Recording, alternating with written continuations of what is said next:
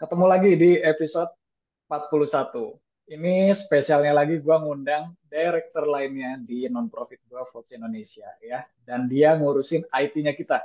Registrasi lah, sertifikatnya lah, dan semuanya. Karena kita pengen semuanya efisien biar partner-partner yang masuk, fasil yang bantuin kita enak gitu ya. Jalanin non-profitnya. Kita sambut dulu orangnya. Halo Din. Halo, Oke, sehat-sehat Din. Assalamualaikum. Sehat, Coach? Mantap. Alhamdulillah. Oke. Thank you ya, malam-malam ngobrol nih. Siap. Udah sering Tim ngobrol ya, tiap tolong. hari juga ngobrol ya. Tim tolong. Oke, Din, bener ya, lu yang ngurusin IT-nya Votes ya? Ya, sama beberapa temen juga sih. Jadi aku tidak Ya, sendiri, guys. ada timnya. Ini dia Ya, bedanya, bukan bedanya. Khasnya Votes adalah tim up like chess, gitu ya. ya, Kalau nggak betul. salah, temen lu 3 orang ya? 3 orang ya, kalau nggak salah. Ya? Dulu 3 orang dan sekarang fokus di, ya, satu tim tiga. Oke, Din, gue sih bisa cerita lu panjang lebar, udah kenal lama gitu kan. Tapi gue persilakan. Lu punya 1 menit ceritain siapa nih Dinda D ya. D-nya ini udah kayak Luffy ya di One Piece ya, ada marga D-nya ya. Coba kita jangan dia memang klan D. Oke Din, satu Enggak. menit buat lu ya. Silakan. Oke. Halo, Assalamualaikum para followers akun YouTube-nya Coach Farid. Nama saya Dinda Ganisawati. Tapi kenapa suka nulis kalau di Zoom itu Dinda Di? Biar lucu aja sih, nggak ada maksud apa-apa. Oke. Terus sekarang sibuknya jadi QA di perusahaan konsultan IT. Makanya belajar banget juga sih di Votes karena beda, meskipun sama-sama IT tapi beda hal yang dipelajari kalau di Votes sama di real pekerjaan. Terus selain sebagai director IT juga sebagai director Votes Camp sama bantu-bantu sih jadi fasilitator di VOTS. Pokoknya harus join Oke. VOTS teman-teman biar merasakan vibrant positifnya VOTS. Siapa dulu Wah, founder? Ya, ya. itu postingan baru gua ya. Vibrasi positif quotes ya kan. Thank you Din ya. Betul. Singkat kata gue mau bilang nggak ada lu ya, vibrasinya nggak segede sekarang. Jadi makasih banyak nih di kesempatan ini gue juga mau bilang makasih sekali lagi buat lu ya. Oke, Din, ada 3 titik yang pengen gue kulik nih ya. Tapi nanti setelah lu cerita leadership itu ya. Satu, quality assurance ini menarik. Gue dulu belajar teori dari Google Project Management, tapi lu fokusnya di bagian IT-nya juga. Ini gue pengen kulik. Terus lu juga ngingetin gue, lu director scholarship, ya kan? Bootcamp di kita. Dan di sini juga relate banget sama human development ya. Penting banget edukasi kan. Lanjut studi S2, S3 buat orang-orang gitu ya. Jadi gue akan coba kulik di 2 titik ini. Tapi sekarang lu punya 2 menit buat cerita leadership. Siapin? Ya, Oke. Ya. Begitu lu lihat timernya artinya lu mulai. Oke. Speed lead ala Dinda. oke. Makasih buat kesempatannya ya, Coach. Sebenarnya leadership itu pasti menuntut kita untuk selalu belajar, belajar, dan belajar kan. Tapi di sini aku mau fokusin juga eh, cara leadership kalau versi aku yang aku terapin itu pertama adaptasi. Nah, kan apalagi zaman sekarang itu kita tuh harus beradaptasi banget kan entah dengan teknologi terus juga dengan efisiensi data supaya make decision kita tuh lebih tepat dan ngehit untuk keputusan yang mau kita ambil. Selain itu yang terpenting adalah kita karena kita sebagai leader harus memiliki helikopter view yang sangat luas dengan berbagai scope yang ada di dalam tim kita. Kita tuh harus bisa yang namanya memanusiakan manusia. Jadi karena aku punya pengalaman kurang enak dengan leader aku, jadi kalau bisa tuh aku maunya gimana encourage tim atau teman-teman aku misalkan yang harus aku lead, tapi aku nggak mau menjatuhkan semangat mereka gitu, karena itu benar-benar ngasih impact yang kurang bagus kalau menurut aku ke kinerja tim kita gitu. Makanya aku benar-benar concern banget gimana ya caranya encourage mereka tanpa harus ngejatuhin mereka, tapi mereka tuh benar-benar ngerasa kita tuh satu tim dan kita tuh saling support kayak gitu. Dan memang sih selain belajar komunikasi yang baik juga, yaitu adaptasi juga. Misalkan kita harus membaca nih karakter mereka seperti apa supaya kita tuh tahu caranya memanusiakan mereka gitu. Jadi kita jangan main asal suruh-suruh-suruh tapi malah bikin mereka ngedown. Dan juga selalu apresiasi sih, bener. Aku belajar banget sih dari coach karena itu penting banget. Oke. Sip. Thank you, Din ya. Dan biasanya lo minta anak-anak pitching di bootcamp kita, lo yang pitching sekarang. Iya nih deg-degan Keren. ya. Enggak. Karena ya wajar waktunya singkat, idenya harus matang kan, tapi dapat semua poinnya. Thank you, Din ya. 3 titik dari lo. Satu, data buat decision making, tapi nggak cuma urusan datanya, fokus juga manusianya. Ada 2 caranya dari lo, ya kan? Satu, komunikasi, adaptasi pasti ya. Yang terakhir tadi lo tambahin juga ada info, poin tambahannya, belajar karakternya, gitu ya. Mm-mm. Biar semuanya lancar, kerjaan lancar, hubungan tetap baik. Kira-kira gitu, Din ya. Oke, gue masuk 2 menit gue ya. Ya, ini Ya. dia. Din, eh gue mau jujur nih sama lo ya. Jadi, speaker gue yang ngomongin data driven decision making kira-kira udah 2 orang eh, sebelum lo gitu kan. Dan gue bisa aja kulik bagian sana lagi. Tapi gue lebih tertarik ke quality assurance. Nah, coba ceritain dong ke kita QA yang sering kita dengar itu tuh apa sih, Din? Silakan. Oh, kalau QA-nya di sini sih kita jatuhnya analyze gitu sih coach. Jadi misalkan Hmm, aku kan QA aplikasi ya. Jadi aku ngetes aplikasi dengan skenario positif dan negatif. Terus nanti kira-kira ada bug atau report yang harus disampaikan ke tim, ada concern apa gitu untuk dikembangin lagi, atau misalkan ada improvement apa nih yang bisa ditambahin di aplikasi gitu. oke. Sekali lagi, Din. Lo bikin apa? Skenario positif dan negatif untuk Ya, satu itu case. Gitu untuk ya. Maksudnya testingnya apa? gitu. Heeh. Oh, untuk Jadi, testing. Apa yang heeh, ditesting? testing aplikasinya, misalkan kalau Oh, oke. developer udah fixing itu udah sesuai apa belum, atau kalau misalkan kita coba pakai skenario negatifnya itu ada masalah atau enggak. Masalah apa enggak gitu ya. Terus udah gitu juga baru ketahuan nanti improvementnya belah mana gitu ya kira-kira. Mm-mm, Oke. betul. Dan ini menarik deh. Jadi maksud gue kan kadang kita buat sesuatu, ngide, nyampein sesuatu, nulis atau apapun gitu ya. Kita ngerasa udah bagus gitu kan, ya nggak? Kita ngerasa Mm. udah oke nih gitu.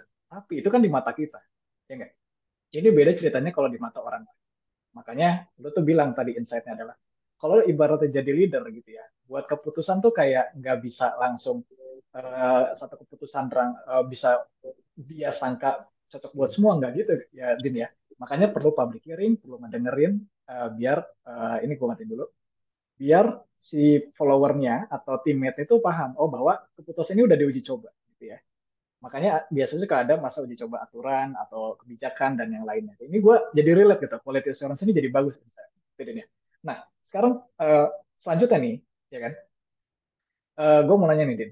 Jadi setelah kita tes dengan skenario positif negatif, itu ya, kalau menurut lo aplikasi yang lo kerjain ini atau produk mungkin yang lagi lo kerjain ini kayak, wah ini bermasalah banget nih. Itu opsi selanjutnya apa, Din? Apa mempertahankan keputusan itu, sorry, produk itu gitu ya, atau ganti dengan yang lainnya? Ulang lagi Kalau maksudnya. ya itu nanti dibahas lagi kan sama tim. Hmm. Nah, kemudian nanti apa kita bahasanya ekspektasi gitu gitu kan ya coach. Nah, nanti di situ didiskus lagi, misalkan keputusan yang lebih visible untuk diimplementasikan di aplikasi itu seperti apa gitu. Tapi Oke. nggak langsung ditinggalin aplikasinya karena kan itu Hmm. udah udah Udah panjang kerjaan ya. panjang, udah di tengah jalan. Jadi ya kita harus cari tips-tips terbaru yang lebih visible untuk diimplementasikan gitu. Oke, thank you, Din. Jadi lo mau bilang gini, kalau ini kita analogikan ke leader gitu ya. Jadi idenya itu kan mahal, ya nggak? Dari Mm. seorang pimpinan gitu kan. Tapi masalahnya ide ini nggak setiap waktu bisa terapin ke semua orang. Makanya perlu ngedengerin timnya, yang ada. Ngedengerin orang gitu ya, bahkan dites dulu, ya nggak? Biar apa? Biar idenya tuh mesh up gitu kira-kira ya. Jadi gabungan antara eh, idenya dia sama masukan-masukan dari orang lain. Jadi ini bisa diimplementasiin, digeneralisasiin ke orang banyak. Gitu kira-kira idenya. Ya, Ini betul. ini yang bagus di policy proses karena kalau decision making itu kan satu selesai ditinggalin gitu kan. Impact-nya baru belakangan dites. Tapi ini menurut gua QA ini ternyata penting sebelum keputusannya diketok. Itu kira-kira dia. Iya. Jadi Oke. kalau misalkan eh, di sini juga bisa kelihatan sih coach, misalkan apa yang nggak kelihatan di gimana sih? Kita tuh jadi bisa lihat Hmm, sisi hmm. belakang kita yang nggak bisa kita lihat Blind sekarang gitu. spot. Blind Ya, spot betul. maksudnya. Spot. Cocok, cocok. Oke. Ya udah. Dan sekarang kita masuk ke bagian apa namanya selanjutnya. Din, lu udah 1 tahun megang program gue di Votes ya tentang scholarship bootcamp, ya kan? Apa rasanya, Din? Rasanya nano nano. Tapi aku Nah, belajar banyak loh, guys. apa yang lu pelajarin? Eh, pertama cara bikin rules, policy itu ya coach. Terus cara ngelitnya juga sama cara gimana sih komunikasi antar sama tim yang kita tuh kan diverse banget ya di votes. Dan itu seru Betul. banget sih. Komunikasi macam-macam ya, Din, ya. Antar director, lu sama gua, Mm-mm. lu sama mentor ya, lu sama menti, ya kan? Kalau Ya, jadi fasnya lain lagi programnya ya, lain lagi direkturnya, gitu, betul Din. betul. Makanya ikutan guys, ikut votes, Gila belajar itu. banyak kita. Oke. Terus Din, kenapa gue nanya itu sebenarnya ada kaitannya Din. Jadi kan yang kita pakai culture-nya di Votes adalah kalau punya mau buat keputusan atau buat policy itu kan digodok dulu ya Din ya di grup director Ya, masing-masing. Kita cek dulu Din ya. Kita lihat dari semua risikonya, bahkan kita mitigasi, makanya kita bikin rules yang bisa dijadiin pedoman buat partisipan kira-kira gitu. Nah, dan poin kedua yang bisa relate adalah human development. Nah, di sini gue pengen nanya tipis sama lo. Apa sih makna ngedevelop orang atau human development itu sendiri dari lo? Karena lo berkali-kali lihat visi kita kayak gitu. Berkali-kali lo ngedevelop orang setahun ini, gitu kan. Maknanya apa sih, Din? Human development buat lo? eh, makna human development di sini tuh kalau menurut aku ya coach, sebenarnya ini tuh justru salah satu aku maintain juga perkembangan diri aku sendiri gitu loh. Makanya aku dedicate banget kan di votes itu. Jadi selain mencoba untuk berkontribusi untuk teman-teman yang membutuhkan bootcamp scholarship di votes ini, aku pun juga sebenarnya kayak lagi memotivasi, ayo ayo ayo kamu kamu tuh bisa loh, ayo ayo gitu. Dan Oke, kenapa? Wait, aman-aman. Terus, dan human development ini tuh kerasa banget ketika kita tuh setiap tutup program dan dengar banyak testimoni dari mentor dan menti itu sendiri sih coach. Jadi oke, ikutan senang, semangat. ikutan termotivasi juga gitu. Ayo ayo Benar-benar. jangan putus asa. Oke, jangan males, jangan mager gitu ya. Jangan Ya betul. putus asa. Oke. Jadi ini udah bagus sih konklusinya menurut gua. Jadi lu tuh bilang gini, memang human development judulnya ngedevelop orang, karena itu memang yang kita lakuin, gitu Din ya. Kita yang motivasiin mereka, kita yang ngasih suplemen semuanya ke mereka, biar apa? Biar mereka tumbuh, kayak gitu Din. Tapi makna lainnya adalah itu jadi reminder buat kita bahwa kita juga perlu ngedevelop diri sendiri, ya nggak Din? Jadi Ya, lakuin buat orang, tapi remindernya buat diri sendiri, gitu nggak sih Din? ya betul. Betul, oke. Dan uh, viewers gue mau ngasih tahu Dinda itu lagi proses semuanya, gitu ya. Karir lagi dijalanin, berbuat baik ke orang lewat votes gas terus, ya kan. Belajar IELTS juga di maintain sama dia, gitu. Jadi maksud gue, kita doain karir Dinda ya, apapun itu, gitu ya. Dan juga lanjut studinya, rencana lanjut studinya mudah-mudahan lancar. Oke, Amin. Makasih ya oke. coach. Aman, terkendali, Din. Din, kita punya 1 menit terakhir di sini. Apa yang lu mau sampaikan ke viewers gue? Atau ke gue? Atau ke votes? Silakan. Eh, intinya selama di votes itu aku bener-bener nekat sih kayak sebenarnya aku tuh juga unexpected gitu loh ke diri sendiri kayak bisa nggak ya aku tuh belajar terus maksudnya belajar yang se gimana ya belajar yang terus menerus kayak gitu. Ternyata Continue bener gitu ya. banget.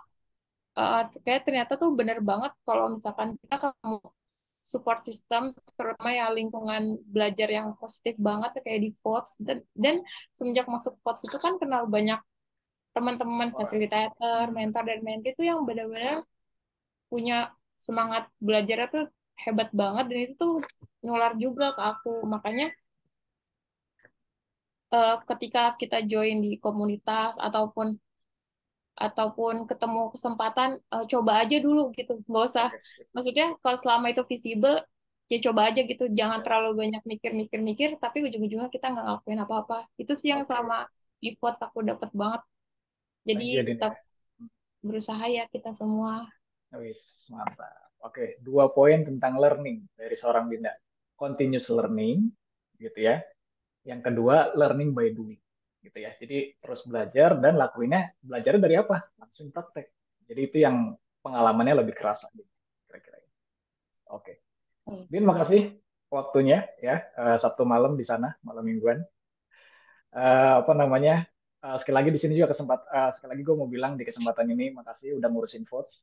Terutama setahun terakhir dedikasi lu gila di bootcamp dan di IT-nya ya, pastinya manfaat buat orang-orang ya. Nanti kita ketemu lagi di meeting votes. Oke. Oke, Din.